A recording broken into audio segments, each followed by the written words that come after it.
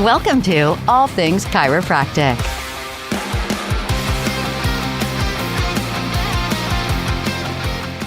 Welcome to another episode of All Things Chiropractic. I'm Paul Andrews. I'm Dr. Mark Davini. Welcome. All right, today's episode, Doc. Is it gold or fool's gold? Right? Is that something we say? Fool's gold? Yeah, I think we could call this one maybe fool's gold.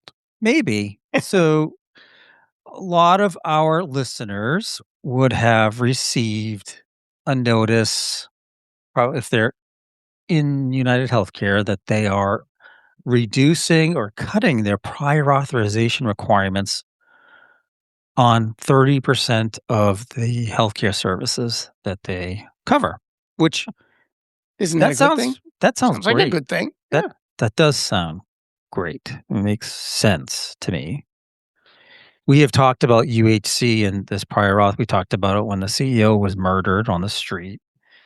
And, I don't know if this is a response to that by any means, but what I do know is when I researched it, right, I went into it and started looking at what they're actually talking about, I had some pause because, again, it sounds great. 30% of the services they cover that, need prior auth by the end of the year, they're going to go ahead and reduce that. Now, they also claim that right as of today, they only require prior authorization for 2% of the medical services they cover. Well, maybe 2% of the medical services, but it certainly is a greater percentage to chiropractors. I was going to say it doesn't feel like 2% across the board. No, but okay. Yeah, but That's again, what there's they're that saying. fuzzy math going on there. Yeah. Yeah. It's insurance math, and an actuary figured it out, not an actual person. Yeah. So their May 5th announcement, their press release included some other interesting information. They claim that of the authorizations that are submitted, around 92% are approved in less than 24 hours. Approved to do what, though? Okay. Yeah. I mean, you wonder sometimes when you hear these things, you go, okay, we live in a very small world when it comes to healthcare, right? But oh my God, where are they getting these numbers? Because when you think about the everyday of what we go through, fuzzy math. I don't know, docs out there. Do you think that that in your office within 24 hours, 92% of your requests actually get Here's the approved? game too, right? They might approve the initial, and then everything after that is like one visit at a time, and you submit 5 pages of paperwork to get it. So statistically, they can come up with 92% are approved up front, but the reality is there's no practicality to it if they're only approving small numbers. Well, I can see why they want to reduce the prior auth by 30%, because if this is really matter of fact authorizations, what's the point of this program of prior auth? Right? In the first, it's like if everyone passed the test and 100% of the people get 100, what's the point of the test? Like I don't get this whole prior auth thing because number one, is it or is it not a covered service? Jeez, there's a thought, right? And a qualified person is recommending it. And what do? You submit it to an insurance company to let someone who's not qualified, who's not seen the patient, make a decision whether or not that patient should receive the care. The whole system is just screwed from the beginning. It makes no sense. Well, skewed from the beginning. Yeah. I want to break down some of this a little bit because introduce AI, because a lot of this has to do with artificial intelligence now sort of taking over. So instead of this prior authorization, when I started reading into this, they are expanding what they call their gold card program. Hence the fool's gold. Here's what they define as the gold card program. It recognizes provider groups who consistently adhere to evidence-based care guidelines. Here To we go with me the evidence-based again, yeah, right? Go to ahead. to me, Yeah, it's just here we these are providers that are keeping within the lines that we want you to stay within. This is the okay, you're playing ball like we want you to, you know. For right. instance, I don't want you to see, your chiropractic visits if it's 10 or less, hey, you're stellar, like that kind of play within the boundaries of us as the oversight and claims payer. Mm. Now, this gold card program requires, instead of prior authorization, it requires pre-registration. So you're Here we go actually again, you know? yeah. 2 words to say the same Mm. thing, right? So instead of getting prior authorization as a provider within this gold card program, you're registering your patient before they commence care. Now, there was one thing about this I liked, believe it or not. What I liked about it was within the registration process is built in the verification of benefits and the basically the confirmation that they're actually going to pay, that the service is covered and they're going to pay for it, which is great because verification of benefits these days has become very in itself complex to understand. So if you're within this gold card program portal and you're putting in patient information to register them ahead of the service, I like that the verification of coverage is built in.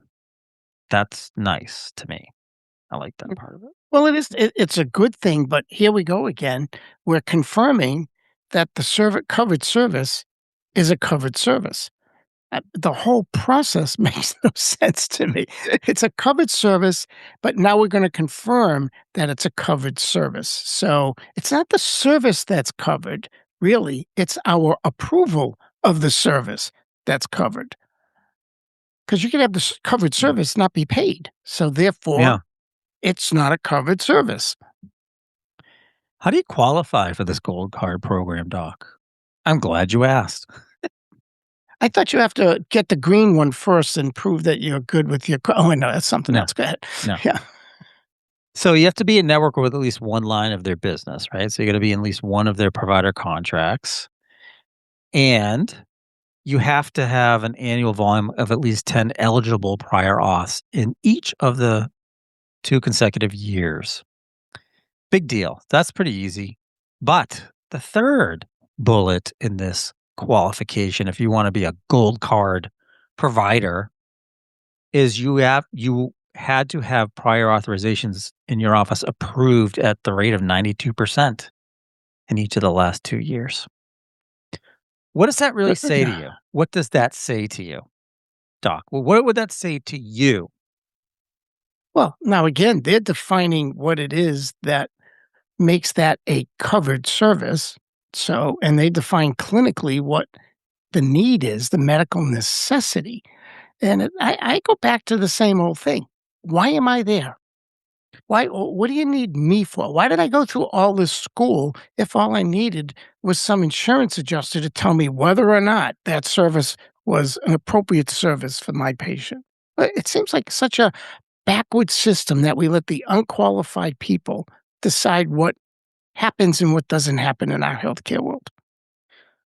And as providers, you get to know what the insurance carriers are looking for and how much they're going to approve. So it comes down to you're playing their game, in my opinion, right? You're playing their game. Mhm. You only submit the Always. prior auths that you know are within their specific parameters to get your 92 or more or better percentage of approval. So again, you are changing, in my opinion, you're changing your care plans to fit the insurance company's wants and what their particular parameters are, so you can maintain this status of some kind to then not have to do prior authorizations, but do registrations. Like Right, but this is then it what I'm always reading ends up about. being the same old story. Now you get stuck between the rock and the hard place, and the rock being your patient and the hard place being the insurance company. And you're the one in between them because what you want and what they want and what the insurance company is willing to give are all different. So the insurance company says one thing, and then you say a different thing. And then all of a sudden the patient says, yeah, but this is what I want. And then they call the insurance company up, and the insurance company said just what you said. Well, if they just bill it this way, or if they just code it this way, or make sure they answer it this way on question number 5, then everything will be good, regardless of Or whether it's the truth or not. or stop asking for visits after a certain number because or a certain, frequency or duration because it's going to be a hard no and you don't want to Isn't that the compromise real? your gold Yeah. card status Yeah. or gold programs, whatever it is. And by the Isn't way, that the this is real goal? across That's the all their real goal. yeah. And this is on all their products. That's not just commercial. That's individual, it's Medicare Advantage, it's Medicaid plans, dual eligible plans. This is everything. Right, because now they're taking 2 things that happen in the world, right? Number 1, they're taking the murder of their CEO as motivation to say, "Look at us, we're making change, we're making life easier for you and your provider," number 1. So number 2, all the fraud that's going on that's being detected across the country, they look at that and say, but we have to do something because there's just all this fraud being perpetrated by the provider. So, like I said earlier, what good is it if they don't believe us? And now, unfortunately, all this fraud that's being discovered gives them reason to not believe us. And then on top of it, in that advanced notification requirement, that's you as a provider office now with more administrative burden because now you have to log into the UHC portal and then fill out all this information about this patient that you really haven't seen yet, but you're wanting to, but it's advance notice. So I never understood why the patient doesn't mm, get stuck with some of this because all those questions can come from the patient. Why you haven't even seen this person, so any information you're gonna give them can come from the patient. Why do you have to be well, burdened with this? oftentimes, and I haven't seen the advanced notification process with UHC yet, but oftentimes it's both a collaborative. It's information you need from the patient. Oftentimes it's like a functional outcome assessment tool or something. So now, do they have to be in the office and answer a bunch of questions for you to then stop, go into this portal, pre-register them? Like, so then everybody's doing something, except the insurance company has set up an AI algorithm to just say yes, no, or maybe. You know. Maybe. Oh, Give me more information. More information. More by information. the way, this gold card program does not exclude them from guess what? Asking for more information if they need it. Yeah, You mean perhaps getting a prior auth down the road. Just right. saying. So once you're registered, you're qualified to do a pre-authorization Yeah, right? for approval. Well, because they say if you don't if you don't register them in advance, then the claim will get denied. So that's it. Right. Now, how will it deny? If you're a network, I imagine that if I'm in network and I don't do this pre-registration requirement and it gets denied, I imagine the remark code is going to be CO for contractual obligation, Right. meaning I can't So charge them. not only can do you not get the approved visits, you can't even charge this patient self-pay. I mean, the Yeah. whole system just you look at the system and you go, "Okay, no, I don't wanna do this. I don't wanna play this. This isn't something I wanna do," and it would all be different if we got paid well enough to accept the added administrative burden, but, of course, we don't. The rates are just ridiculously low and not worth the time. Oh, and by the way, on the flip side of this, what did we learn? What did we just learn about Medicare? I love it. Let's flip it, right? Yeah. Medicare is also looking they're doing 6 states, I believe. There's 6 states with limited number of Yeah. services that they want pre-authorization. They wanna go the Yeah. other way. They Yeah. want pre-authorization for certain services in Medicare, and it's a trial test program that's going on. Thank God, it depends on your state, but I mean, certainly and it doesn't affect anything in chiropractic right now, but God forbid this thing works, right?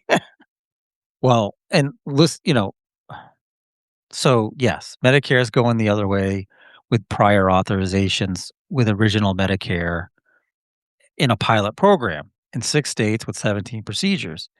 Here's the part that in my analysis, my skeptical analysis, the prior authorization process is not going to be done by CMS. It's going to be done by private technology vendors using algorithms and clinical reviewers to decide whether that procedure should happen at all. Yeah, and his so let's flip that a little bit, okay?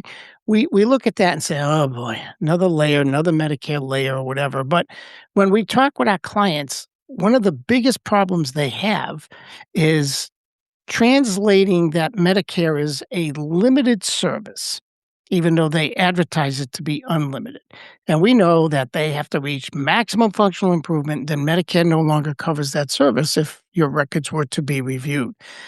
Trying to get that across to a senior patient who will never actually get better. They only feel better, but without the care, they may start to regress. So all of a sudden, there's this position you have to take that appears to be contrary to what they're being told by Medicare. Now, maybe with this, might bring the two in line. That Medicare will say, no, you are done. We're not going to approve any more visits. And if you want to continue to see that provider, you'll have to pay them cash.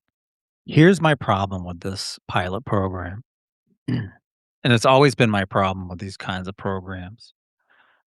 The private vendor that's going to be handling the prior authorization approvals or denials, they are paid by earning a percentage of what CMS defines as adverted spending. So they're But you're such a compensated. cynic, Paul. You think that they're going to cut services to make money. No, they're going to do this legitimately. You're such a cynic. Yeah, well, when you get paid to not pay it, approve a claim, Oh my God. one I would know. imagine that the incentive by these private vendors, right, would be to make more money because they're private entities. They're for-profit entities. I don't care if you wanna call them nonprofit. They're for-profit as far as For I'm profit. concerned. Mhm. And They're looking probably to not make money. doctors. Yeah, they're not Probably not doctors. oh, it's gonna be algorithms. It's gonna be AI with somebody's clinical name slapped on the top of it. I mean, it's not to me, it's like capitated plans where, the provider, the PCP gets a certain amount of money, and if they have to refer out to a specialty, they get less that month. Like, Yeah. it's really these are opposing forces. And so I I can see why there's sharp criticism towards these pilot original Medicare prior auth programs because much like I mean, what's the point? The point isn't just to stop waste and abuse. And we both know that there is a ton. It's very unfortunate that there's so much abuse and so much waste and fraud in the Medicare system. We've seen it. I mean, you've seen headlines across the country in different states. We know that Constantly. DME providers have been one of the biggest sources of this. But now we're seeing in other sectors. So I get it Yeah. about the But again, fraud. it's an overreaction. It swings this way, and so you have to respond, and it swings just as far the other way. And it reaches a point where you go, The only people getting hurt are the providers and the patients. And when it comes to Medicare and chiropractic, is there anything more you could do to put us between us and our patients? What I don't get is the small fractional potatoes that they want to focus on in chiropractic. Because original Medicare, as we know, original Medicare only pays for 3 out of the tens of thousands of CPT codes, right? They Right. pay for 3, and they don't pay that much, and they pay 80% of not much.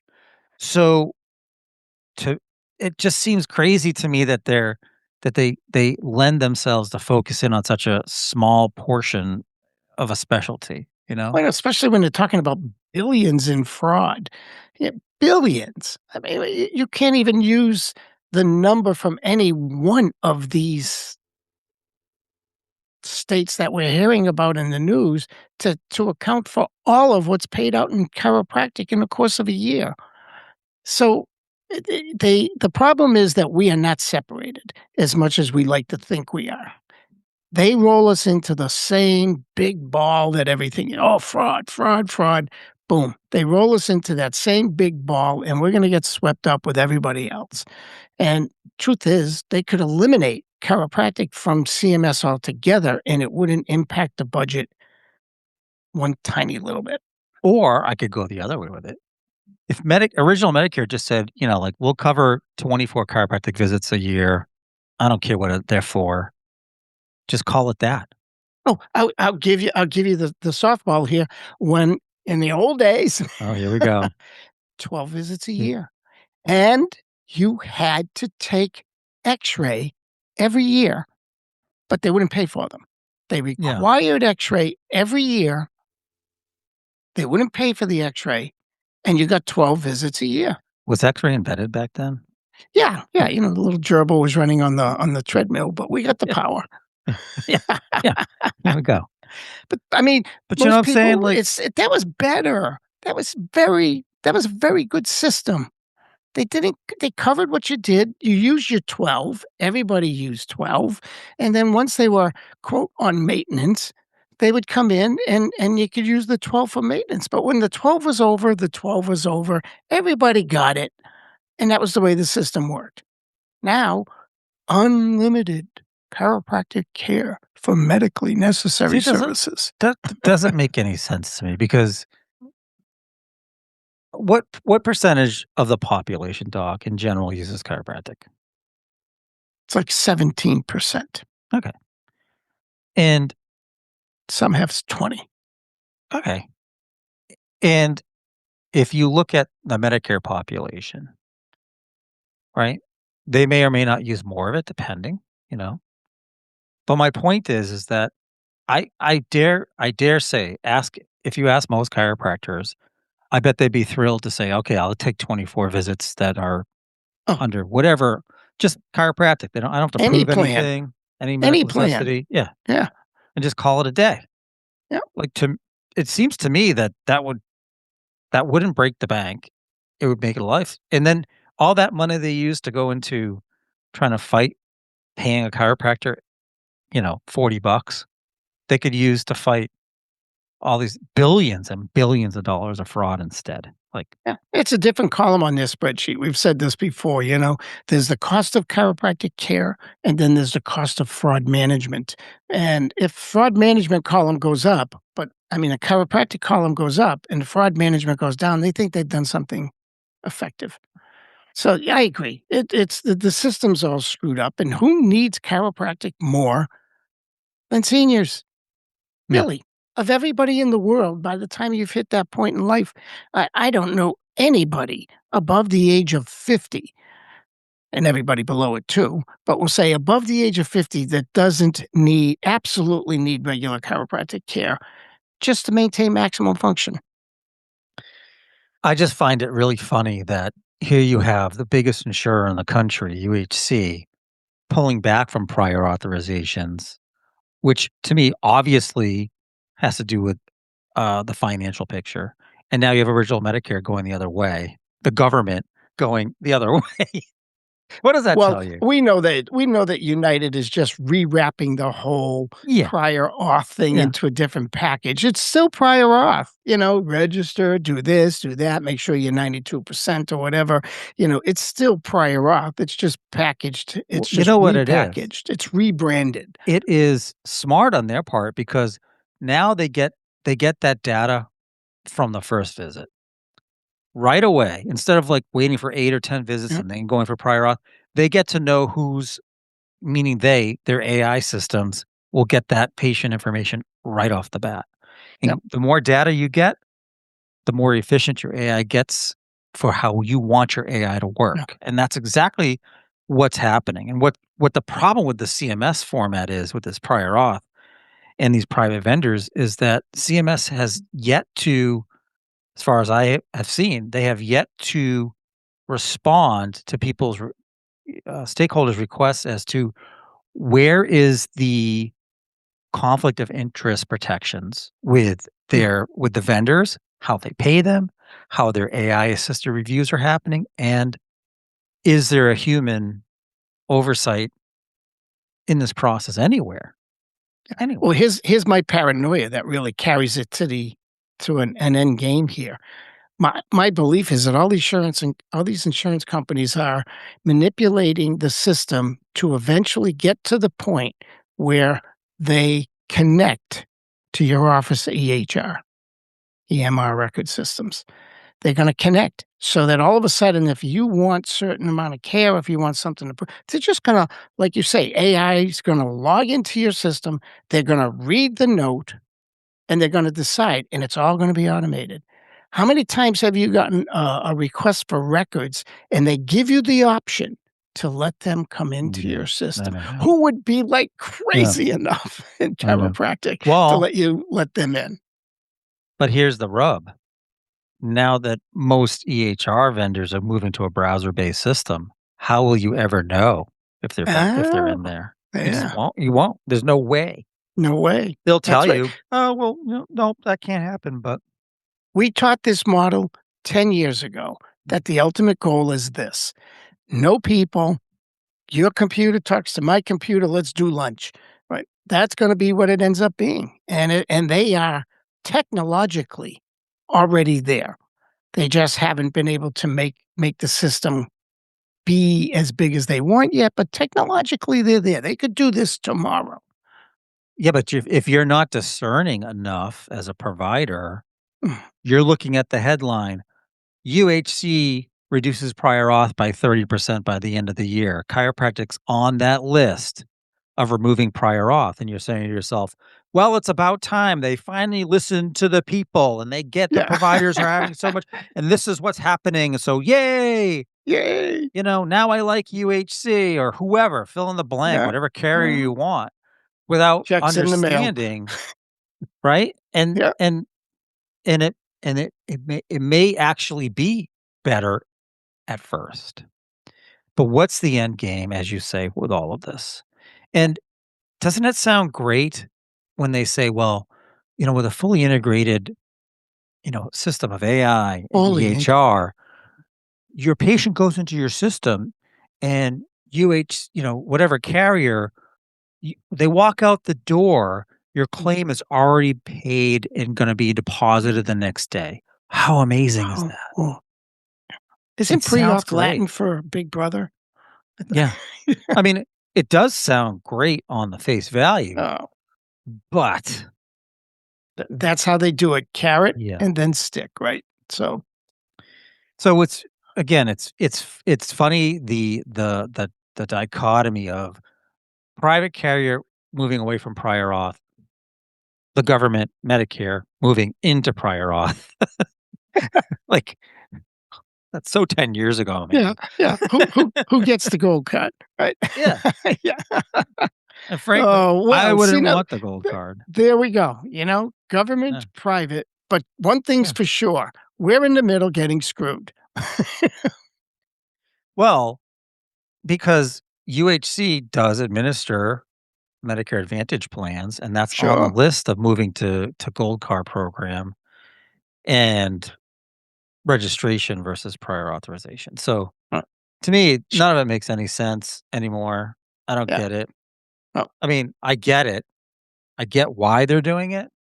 I just don't like the BS that they're floating out there on the headlines. Right. Like, And ultimately, if it's good for them, it's very rarely good for us.